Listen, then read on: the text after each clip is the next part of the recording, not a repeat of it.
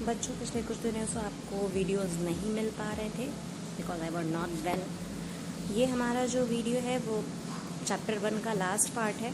इसमें आपका चैप्टर 1 ख़त्म हो जाएगा व्यष्टि अर्थशास्त्र का, जिसमें हमने कई सारे टॉपिक पढ़े। जिसमें हमने पढ़ा व्यष्टि अर्थशास्त्र क्या होता है, समष्टि अर्थशास्त्र क्या होता है, उत्पादन संभावना वक्र क्या है, अवसर लागत क्या है, अर्थव्यवस्था की केंद्रीय समस्याएं क्या हैं। ये सब मेन टॉपिक थे जो हमने पहले ही ख़त्म कर लिया।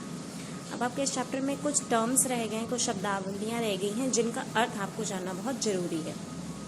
कुछ टर्म्स हम जानते हैं। जैसे आप जानते हैं कि पूरे विश्व में 3 तरह की अर्थव्यवस्था पाई जाती है। कौन कौन सी? पूंजीवादी, समाजवादी और मिश्रित। पूंजीवादी अर्थव्यवस्था को ही हम बाजार अर्थव्यवस्था कहते हैं, समाजवादी अर्थव्यवस्था को ही हम केंद्रीकृत अर्थव्यवस्था कहते हैं, और एक है हमारी मिश्रित अर्थव्यवस्था। ये सब आपने कक्षा 9-10 में पढ़ा होगा। बाजार अर्थव्यवस्था का मुख्य उद्देश्य क्या होता है? लाभ कमाना। यह ऐसी अर्थव्यवस्था होती है जहां उत्पादन के संसाधनों का वितरण निजी क्षेत्र द्वारा किया जाता है।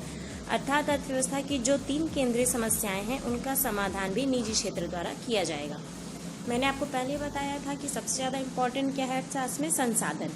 तो जो संसाधन होते हैं वो किस तरह के वस्तु के उत्पादन में कितने संसाधन प्रयुक्त होंगे, कहाँ कहाँ प्रयुक्त होंगे, कितने संसाधन लगेंगे, कितना पैसा कहाँ लगेगा, कौन सी मशीन कहाँ लगेगी, ये सारी चीज़ें बाजार अर्थव्यवस्था में कौन निश्चित करता है? निजी क्षेत्र निश्चित करता है। और जो अर्थव्यवस्था की 3 मुख्य समस्याएं, क्या उत्पादन किया जाए, कैसे उत्पादन किया जाए, किसके लिए उत्पादन किया जाए, ये सारी समस्याओं का समाधान भी किसके द्वारा किया जाएगा? निजी क्षेत्र द्वारा। तो हो सकता है ये समस्याएं बाजार अर्थव्यवस्था में समाधान इसका ना हो पाए। क्यों? क्योंकि पूंजीवादी अर्थव्यवस्था का मेन उद्देश्य क्या होता है? लाभ कमाना। तो पूंजीवादी अर्थव्यवस्था में उत्पादक क्या करेगा? उन्हीं वस्तुओं का उत्पादन करेगा जिसमें उसे लाभ मिले, चाहे सबको वो चीज़ अवेलेबल हो या ना हो। दूसरी हमारी अर्थव्यवस्था होती है समाजवादी या केंद्रीकृत अर्थव्यवस्था। केंद्रीकृत अर्थव्यवस्था ऐसी अर्थव्यवस्था जहाँ पर कौन काम करता है? सरकार काम करती है। और सरकार का मेन काम क्या होता है? सामाजिक कल्याण। तो ऐसी अर्थव्यवस्था जहां संसाधनों का वितरण सरकार द्वारा किया जाता है और सभी आर्थिक क्रियाकलापों का निर्णय कौन करती है?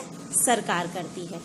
मतलब जो उत्पादन की इसमें जो केंद्रीय समस्याएं हैं, क्या, कैसे और क्यों, किसके लिए उत्पादन किया जाए, केंद्रीकृत अर्थव्यवस्था में इसका पूरा समाधान मिल जाता है। क्योंकि सरकार किसके लिए काम करती है? सामाजिक कल्याण के लिए।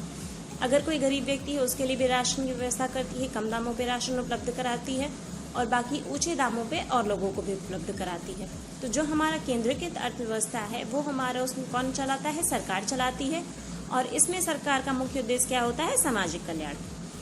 तीसरी जो है वो है हमारी मिश्रित अर्थव्यवस्था। इन दोनों के मिश्रण से बनी है तीसरी अर्थव्यवस्था, जिसको हम क्या कहते हैं? मिश्रित अर्थव्यवस्था। जहां सरकारी और निजी क्षेत्र दोनों मिलकर कार्य करते हैं, पर संसाधनों का बंटवारा कौन करेगा? सरकारी करेगी। सरकारी ये डिसाइड करेगी कि कौन कितने संसाधन, कौन कौन से संसाधन कहाँ कहाँ प्रयुक्त होंगे। जैसे कि आप भारत की अर्थव्यवस्था को देखते हैं, यहाँ पे सरकार भी काम करती है और निजी क्षेत्र भी काम करती है। सरकार की कंपनियां भी हैं, जैसे रेलवे है, पेट्रोल गैस की कंपनी है, ये सारी किसकी? सरकारी कंपनियां हैं, और यहाँ निजी क्षेत्र भी काम कर रहा है। तो मिश्रित अर्थव्यवस्था में ऐसी अर्थव्यवस्था जहां सरकारी और निजी क्षेत्र दोनों के सह अस्तित्व से कार्य क्रियाकलाप होते हैं, वो कौन सी होती है? मिश्रित अर्थव्यवस्था। एक और टर्म हम आती होती है दुर्लभता। क्या होता है? दुर्लभता मतलब कोई चीज दुर्लभ होना। तो दुर्लभ होना अर्थशास्त्र में क्या मतलब होती है? संसाधनों की कमी। एक और टर्म आती है संसाधनों की मितव्ययिता। मतलब क्या किया जाए, जो भी संसाधन है उनका क्या किया जाए? पूर्ण उपयोग हो। मितव्ययिता का मतलब कम से कम चीजें। मतलब अगर आप संसाधनों का पूर्ण उपयोग कर रहे हैं तो मतलब आप क्या कर रहे हैं? संसाधनों की मितव्ययिता कर रहे हैं। 2 और हमारे टर्म्स बच जाते हैं। एक होता है सकारात्मक अर्थशास्त्र और क्या है? आदर्शात्मक अर्थशास्त्र। इसमें मेन हमें जानना है कि क्या अंतर होते हैं दोनों में। सकारात्मक अर्थशास्त्र में बताता है क्या है, मतलब वर्तमान में अर्थव्यवस्था की या अर्थशास्त्र की क्या परिस्थिति है, वर्तमान में भारत की अर्थव्यवस्था कैसी है। और आदर्शात्मक बताता है अर्थशास्त्र की हमें क्या होना चाहिए। मतलब भारत की अर्थव्यवस्था में अगर कोई समस्या है कि भारत की अर्थव्यवस्था अच्छी नहीं चल रही है, ये प्रेजेंट सिचुएशन होगा, ये हमारा हो जाएगा सकारात्मक अर्थशास्त्र। आदर्शात्मक अर्थशास्त्र में अच्छी नहीं चल रही है तो हमें क्या करना चाहिए ताकि ये क्या हो जाए? अच्छी हो जाए। दूसरा क्या अंतर है? यह अर्थव्यवस्था के वर्तमान स्थिति से संबंधित, यह बताता है कि वर्तमान में क्या चल रहा है। जैसे अगर वर्तमान में अगर आप देखें तो इस समय जो हमारे यहाँ कोविड-19 कोरोना महामारी चल रही है, ये बता रही है सकारात्मक अर्थशास्त्र है। ये अर्थव्यवस्था के आदर्श स्थिति से संबंधित ये बताता है कि अर्थव्यवस्था में क्या होना चाहिए। जैसे आप जान रहे हैं कि कोरोना महामारी की जो सारी चीजें बंद है, तो हमारी अर्थव्यवस्था क्या हो रही है, गिर रही है। तो जो गिर रही है आर्थिक व्यवस्था हमारी, वो क्या बता रहा है, सकारात्मक अर्थशास्त्र और आदर्शात्मक अर्थशास्त्र में हमारा ये बताया जाएगा कि हमें ऐसा क्या करना चाहिए जिससे हमारी अर्थव्यवस्था सुधर जाए। तो ये क्या बताता है, आदर्श स्थिति को बताता है कि क्या होना चाहिए। और सकारात्मक अर्थशास्त्र क्या बताता है कि वर्तमान में क्या है। जैसे सकारात्मक अर्थशास्त्र का एक एग्जाम्पल हम ले सकते हैं कि हमारे देश की जनसंख्या 121 करोड़ है, जिससे गरीबी दिन प्रतिदिन बढ़ रही है। ठीक है, ये सकारात्मक अर्थशास्त्र 121 करोड़ और गरीबी बढ़ रही है।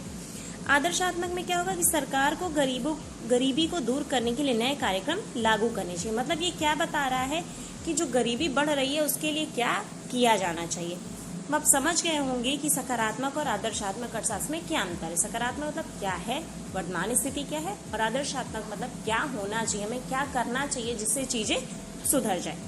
ठीक है, तो ये जो था हमारा ये आज चैप्टर 1 का लास्ट पार्ट था। आपका चैप्टर 1 पूरा कंप्लीट हो गया है, मैंने सब कुछ बता दिया है। तो आपको अब अगला आपका काम है होमवर्क करना। ये आपके क्वेश्चंस हैं। अर्थव्यवस्था की केंद्रीय समस्याओं की विवेचना कीजिए। अर्थव्यवस्था की उत्पादन संभावना से क्या अभिप्राय है, सीमांत उत्पादन संभावना क्या है, केंद्रीकृत अर्थव्यवस्था तथा बाजार अर्थव्यवस्था के भेद को स्पष्ट कीजिए और व्यष्टि तथा समष्टि अर्थशास्त्र में अंतर कीजिए।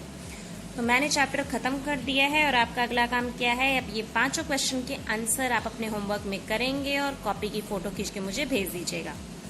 ओके, अगली बार से हम शुरू करेंगे समष्टि अर्थव्यवस्था का चैप्टर 1, ताकि हम दोनों किताबों को साथ में ले चल सकें। Thank you.